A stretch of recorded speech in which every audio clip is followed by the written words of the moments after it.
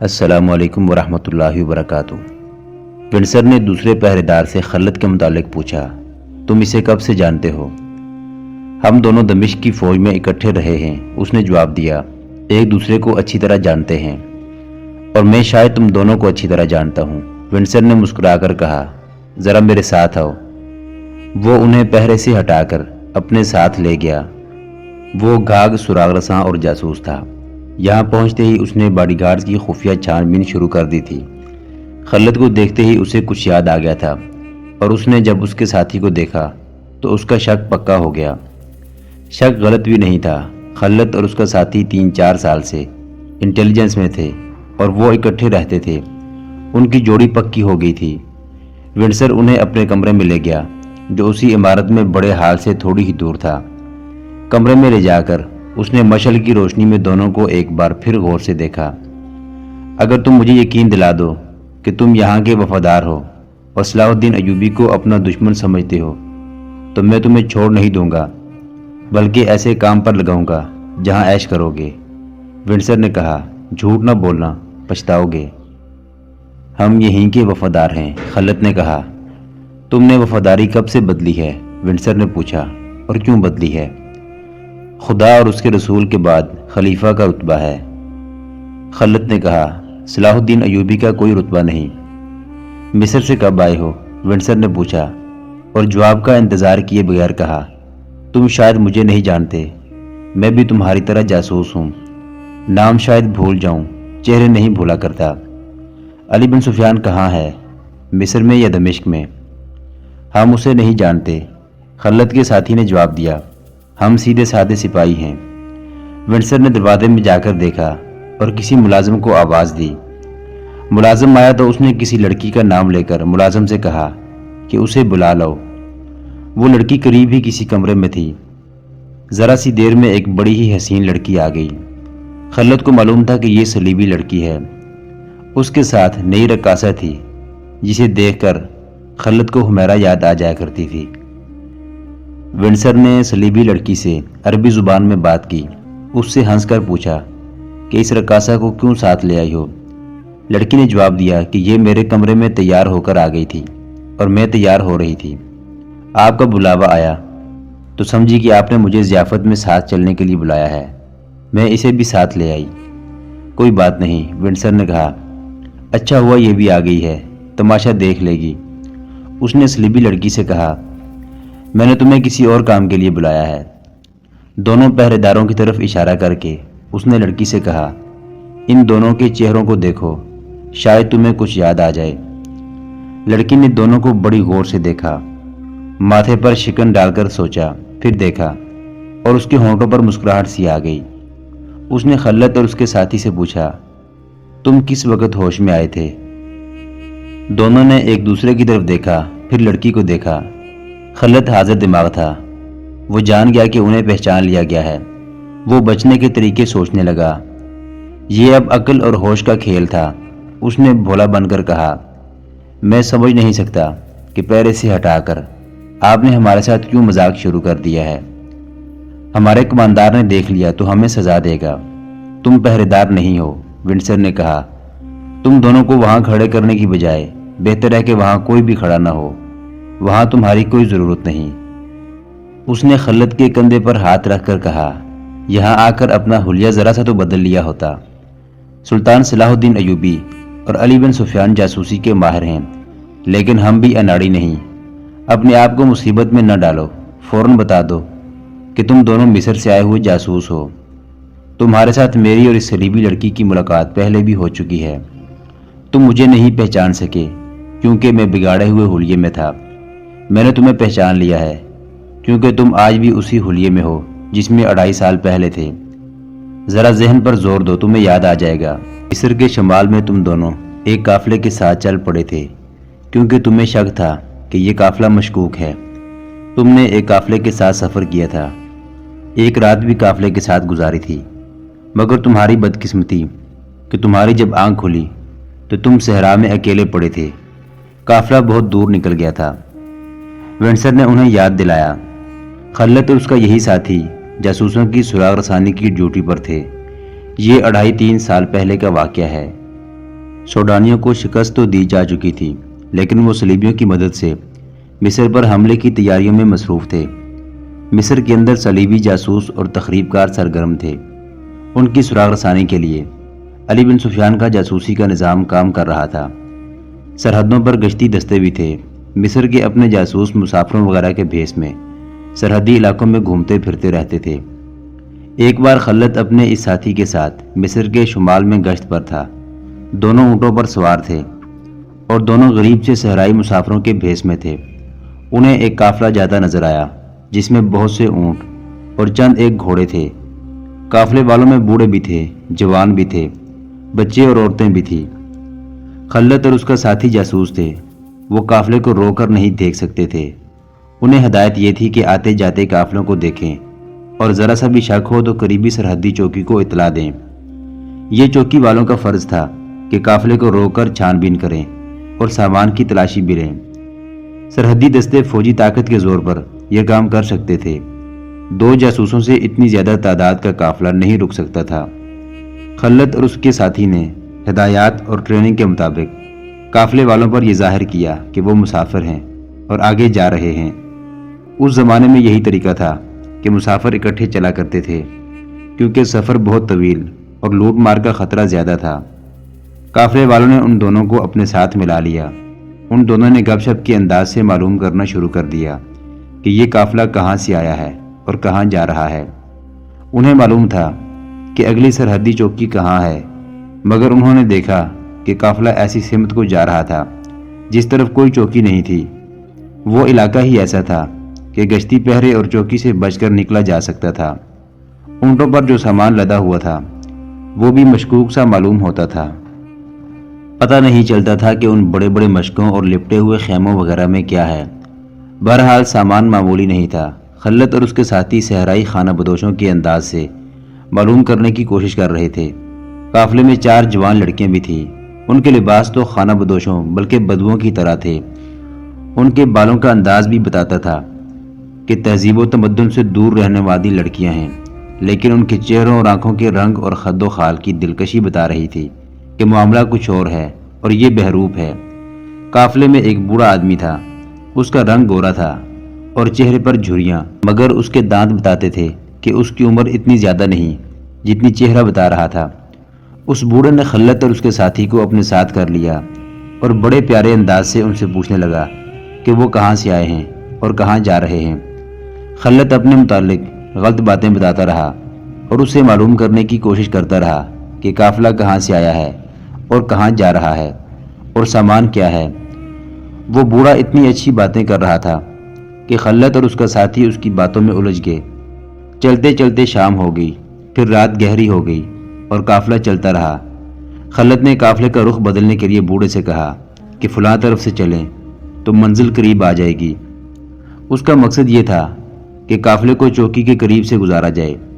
صاف پتہ چل رہا تھا کہ قافلہ چوکی سے بچنے کی کوشش میں ہے۔ شکوک پختہ ہوتے گئے۔ کچھ اور آگے گئے تو پڑاؤ کرنے کے لیے نہایت موزوں جگہ آ گئی۔ قافلہ رک گیا اور پڑاؤ کر لیا گیا۔ خلت اور اس کا ساتھی ذرا الگ ہٹ کر بیٹھے اور سوچنے لگے کہ سب سو جائیں تو سامان کی تلاشی لیں، یا ان دونوں میں سے ایک خاموشی سے نکل جائے اور کسی قریبی سرحدی چوکی کو اطلاع کر دے تاکہ قافلے پر چھاپا مارا جائے۔ مگر خطرہ یہ تھا کہ قافلے والوں کو شک ہو جائے گا اور وہ پیچھے رہنے والے اکیلے جاسوس کو قتل کر کے یا اغوا کر کے تیز رفتاری سے غائب ہو جائیں گے۔ انہوں نے سونے کی نہیں بلکہ جاگتے رہنے کی کوشش کی۔ قافلے والے کھا پی کر سو گئے۔ اتنے میں 2 لڑکیاں جو قافلے کے ساتھ تھیں اس طرح ان کے پاس آئی جیسے چوری چھپے آئی ہوں۔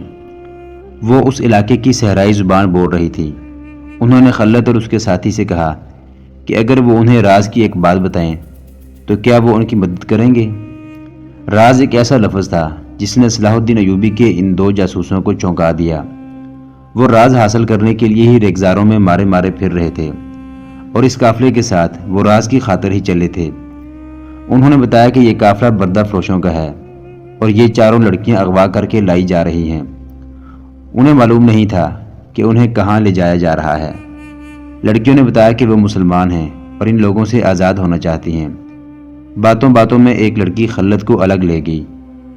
لڑکی کی باتوں میں سادگی بھی تھی اور جاذبیت بھی۔ اس نے خلت سے کہا کہ وہ اگر اسے اپنے ساتھ لے جائے تو اس کے ساتھ شادی کرے گی اور ساری عمر اس کی وفادار رہے گی۔ اس نے کچھ ایسی باتیں بھی کی جیسے وہ خلت کو دل دے بیٹھی ہو۔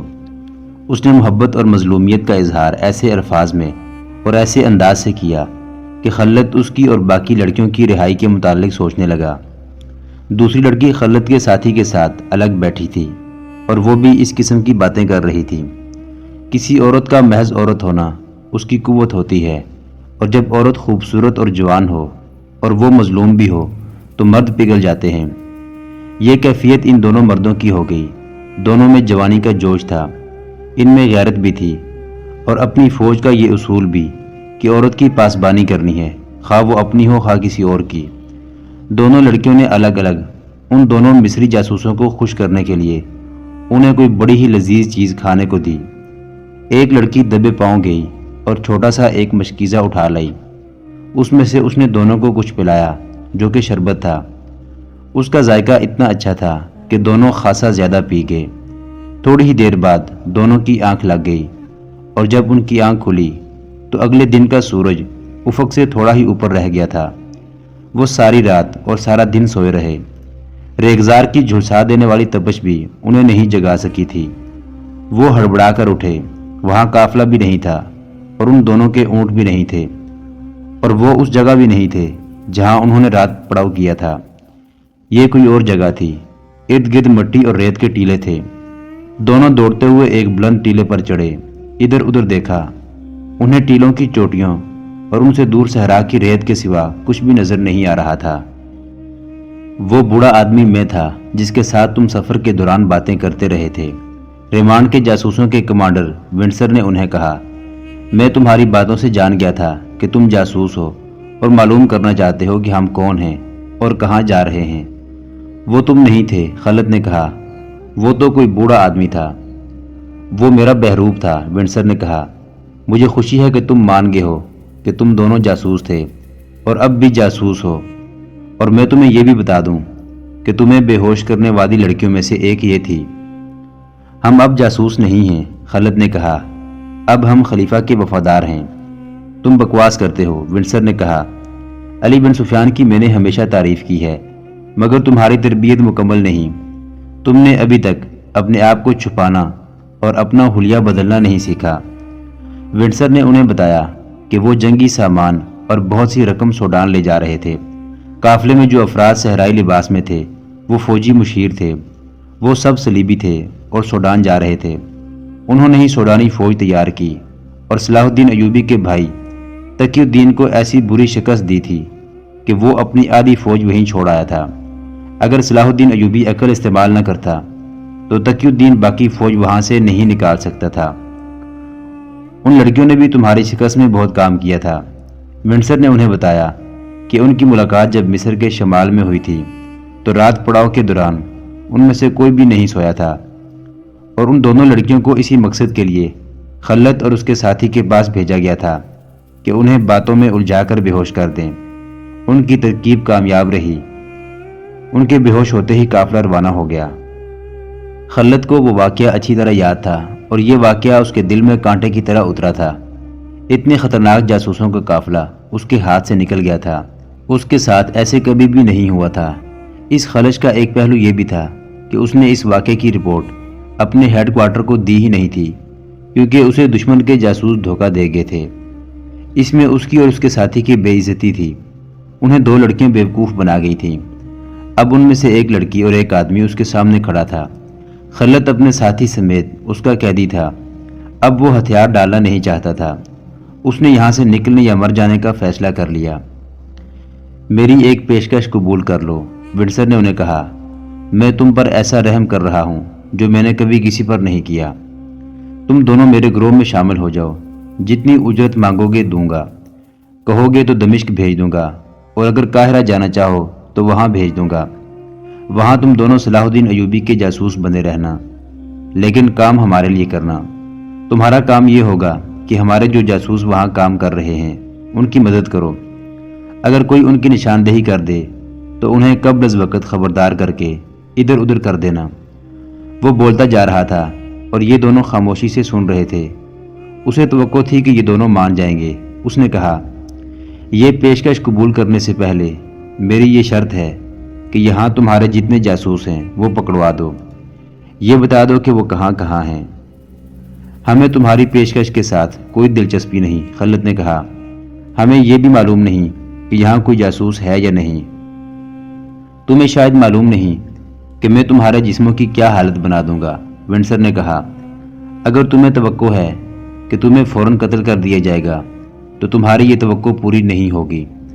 میں تمہیں جس تنور میں پھینکوں گا اس میں اتنی جلدی نجات حاصل نہیں کر سکو گے۔ اس نے مسکرا کر کہا، کیا تم مجھ سے منوا لو گے کہ تم جاسوس نہیں ہو؟ کیا میں ابھی بھی شک میں ہوں؟ تم میں اتنی عقل نہیں کہ مجھے دھوکہ دے سکو۔ تم میں اتنی عقل ہوتی تو اس لڑکی کے ہاتھوں بیوقوف نہ بنتے۔ اس نے تمہیں اپنی جوانی اور خوبصورتی کے جال میں پھانس لیا تھا۔ سنو میرے صلیبی دوست، خلت کھری باتوں پر آ گیا، بولا، ہم دونوں جاسوس ہیں، مگر یہ جھوٹ ہے کہ میں یا میرا یہ رفیق لڑکیوں کے حسن کے فریب میں آ گیا تھا۔ میں پتھر ہوں، لیکن مجھ میں ایک کمزوری ہے۔ بہت عرصہ گزرا، 15-16 سال کی عمر کی ایک لڑکی میرے سامنے فروخت ہو گئی تھی۔ میں نے اسے بچانے کی کوشش میں ایک آدمی کی تلوار چھین لی تھی اور ایک کو زخمی بھی کر دیا تھا۔ وہ 3 تھے اور میں اکیلا۔ انہوں نے مجھے گرا لیا۔ اگر میں بے ہوش نہ ہو جاتا تو اس لڑکی کو بچا لیتا۔ وہ اسے لے گئے اور مجھے لوگ بے ہوشی کی حالت میں اٹھا کر گھر لے گئے۔ تم کہاں کے رہنے والے ہو؟ ونڈسر نے پوچھا۔ دمشق سمجھ لو، خلت نے جواب دیا۔ میں اب کچھ نہیں چھپاؤں گا۔ دمشق کے قریب ایک گاؤں ہے، میں وہاں کا رہنے والا ہوں اور میرا ساتھی بغداد کا ہے۔ میں یہ باتیں تمہارے ڈر سے نہیں بتا رہا۔ تم مجھے اتنی آسانی سے مار نہیں سکو گے۔ ہمت ہے تو ہمارے ہاتھوں سے برچھیاں لے لو، ہم سے تلوار لو۔ جس تنور کا تم ذکر کرتے ہو اس میں ہماری لاشیں جائیں گی۔ ونڈسر کے ہونٹوں پر طنزیہ مسکراہٹ تھی۔ صلیبی لڑکی نے ہنس کر کہا، انہیں خوش فہمی مروائے گی، اور رقاصہ خلت کو گہری نظروں سے دیکھ رہی تھی۔ میں تمہیں بتا رہا تھا کہ میں اس لڑکی کو نہیں بچا سکا تھا، خلت نے کہا۔ اس لڑکی کی یاد کانٹا بن کر میرے دل میں اتر گئی۔ اس رات جب ہم دونوں تمہارے قافلے کے ساتھ تھے تو تمہاری 2 لڑکیوں نے مجھے کہا کہ انہیں بیچنے کے لیے اغوا کر کے لے جایا جا رہا ہے، تو میری آنکھوں کے سامنے وہ لڑکی آ گئی جسے میں بچا نہیں سکا تھا۔ میں نے ان دونوں لڑکیوں کے چہروں پر اس لڑکی کا چہرہ دیکھا۔ میرے دل میں جو کانٹا تھا اس نے میری عقل پر پردہ ڈال دیا۔ اگر مجھے وہ لڑکی یاد نہ آتی تو میں کبھی بیوقوف نہ بنتا۔ نئی رقاصہ کا جسم بڑی زور سے کانپا۔ وہ پیچھے ہٹ گئی اور پلنگ پر بیٹھ گئی۔ اس کا رنگ زرد ہو گیا تھا۔ اور اب تو موت بھی مجھے بیوقوف نہیں بنا سکتی، خلت نے کہا، اور تمہارا کوئی لالچ مجھے اپنے فرض سے گمراہ نہیں کر سکتا۔ ادھر ضیافت کے حال میں ونڈسر کا انتظار ہو رہا تھا، جنہیں پتہ چل چکا تھا کہ کوئی نئی رقاصہ آئی ہے۔ وہ رقاصہ کے انتظار میں تھے۔ یہ تو کسی نے بھی نہ دیکھا کہ دروازے کے باہر جو 2 سنتری مستعد کھڑے رہتے تھے وہ کہاں چلے گئے ہیں۔ برچھیاں اور تلواریں ابھی تک خلت اور اس کے ساتھی کے پاس تھیں۔ ونڈسر نے جب دیکھا کہ وہ اس کی پیشکش ٹھکرا چکے ہیں اور دونوں اپنے عقیدے اور فرض کے پکے معلوم ہوتے ہیں، تو اس نے انہیں کہا کہ ہتھیار اس کے حوالے کر دیں۔ دونوں نے صاف انکار کر دیا۔ ونڈسر ان سے زبردستی ہتھیار لینے کے لیے دروازے کی طرف بڑھا۔ وہ باڈی گارڈز کو بلانا چاہتا ہوگا۔ خلت نے تیزی سے دروازہ بند کر دیا اور زنجیر چڑھا کر برچھی کی نوک ونڈسر کی طرف کر کے کہا، جہاں ہو وہیں کھڑے رہو۔ اس نے آگے بڑھ کر برچھی کی نوک ونڈسر کی شاہرگ پر رکھ دی۔ خلت کے ساتھی نے اپنی برچھی کی نوک صلیبی لڑکی کی شاہرگ پر رکھی۔ ونڈسر اور لڑکی پیچھے ہٹتے ہٹتے دیوار کے ساتھ جا لگے۔ خلت اور اس کے ساتھی نے دونوں کو وہیں دبا لیا۔ خلت نے نئی رقاصہ سے کہا، تم ان کے ساتھ کھڑی ہو جاؤ۔ اگر تم نے شور مچایا تو جان سے ہاتھ دھو بیٹھو گی۔ اگر تم خلت ہو تو میرا نام حمیرہ ہے، نئی رقاصہ نے کہا۔ میں نے تمہیں پہلے دن ہی پہچان لیا تھا اور تم مجھے پہچاننے کی کوشش کر رہے تھے۔ تھوڑی دیر پہلے خلت نے اپنے نام کے سوا باقی نشانیاں بتا دی تھی۔ حمیرہ جب سے یہاں آئی تھی وہ خلت کو دیکھ رہی تھی، مگر خلت کی طرح وہ بھی شک میں تھی۔ وہ بھی یہی سوچتی تھی کہ انسانوں کی صورتیں ایک جیسی بھی ہو سکتی ہیں۔ کیا تم بھی جاسوس ہو؟ خلت نے پوچھا۔ نہیں، حمیرہ نے جواب دیا، میں صرف رقاصہ ہوں، مجھ پر کوئی شک نہ کرنا خلت، میں تمہارے ساتھ ہوں اور تمہارے ساتھ جاؤں گی، مرنا ہے تو تمہارے ساتھ مروں گی۔ السالے ضیافت میں آ گیا، اس کے تمام امراء وزراء اور دوسرے مہمان بھی آ گئے، ان میں صلیبی فوج کے افسر بھی تھے جو مشیروں کی حیثیت سے یہاں آئے تھے۔ ان کا انداز بادشاہوں جیسا تھا، ان میں ریمانڈ کا فوجی نمائندہ بھی تھا۔ وہ سب ونڈسر کو ڈھونڈ رہے تھے، وہ ابھی تک غیر حاضر تھا۔ تمام صلیبی لڑکیاں حال میں پہنچ گئی تھیں، صرف ایک نہیں تھی، ناچنے والیاں بھی آ گئی تھیں، نئی رقاصہ غیر حاضر تھی۔ السالے کے آ جانے سے سب کی بےتابی بڑھ گئی۔ ایک ملازم سے کہا گیا کہ وہ ونڈسر اور دونوں لڑکیوں سے کہے کہ سب آگے ہیں، انہیں باندھ کر یہیں پھینک چلتے ہیں۔ خلت کے ساتھی نے کہا، کیا تم سانپوں کو زندہ رکھنا چاہتے ہو؟ خلت نے کہا، اور برچھی جس کی نوک ونڈسر کی شاہرگ کو چھو رہی تھی پوری طاقت سے دبائی۔ ونڈسر کا سر دیوار کے ساتھ لگا ہوا تھا، برچھی کی انی اس کی شاہرگ میں داخل ہو کر پیچھے کو نکل گئی۔ ونڈسر کا ہلکا سا خراٹا سنائی دیا، اس کے فوراً بعد ایسا ہی ایک خراٹا صلیبی لڑکی کے منہ سے نکلا۔ اس کی شاہرگ کو چیرتی ہوئی برچھی کی انی خلت کے ساتھی نے پار کر دی تھی۔ دونوں نے برچھیاں نکالی، ونڈسر اور لڑکی گر کر تڑپنے لگے۔ خلت اور اس کے ساتھی نے دونوں کے دلوں پر برچھیاں رکھ کر اوپر سے پورا وزن ڈالا، دونوں کے دل پھٹ گئے اور وہ ٹھنڈے ہو گئے۔ دونوں کی لاشوں کو پلنگ کے نیچے پھینک دیا گیا۔ یہ کمرہ ونڈسر کا تھا، دیوار کے ساتھ اس کا چوغا لٹک رہا تھا جس کے ساتھ سر کو ڈھانپنے والا حصہ بھی تھا۔ حمیرہ نے خود ہی یہ چوغا پہن لیا اور سر بھی ڈھانپ لیا۔ وہیں سے کپڑے اٹھا کر اس نے رقص والا گھگرا اتار دیا اور مردانہ لباس کمر سے نیچے تک چڑھا لیا، پاپوش بھی بدل لیے اور چہرہ بھی چھپا لیا۔ اسے اب ایک نظر میں کوئی نہیں پہچان سکتا تھا کہ یہ لڑکی ہے۔ محترم ناظرین، سلطان صلاح الدین ایوبی کی زندگی کے واقعات پر مشتمل سیریز دیکھنے کے لیے چینل کو سبسکرائب ضرور کر لیں۔ گزشتہ اقساط دیکھنے کے لیے چینل پر پلے لسٹ کا وزٹ کریں۔ ویڈیو کو لائک اور شیئر ضرور کیجیے۔ کمنٹ باکس میں اللہ اکبر ضرور ٹائپ کریں۔ اللہ آپ کا حامی و ناصر ہو۔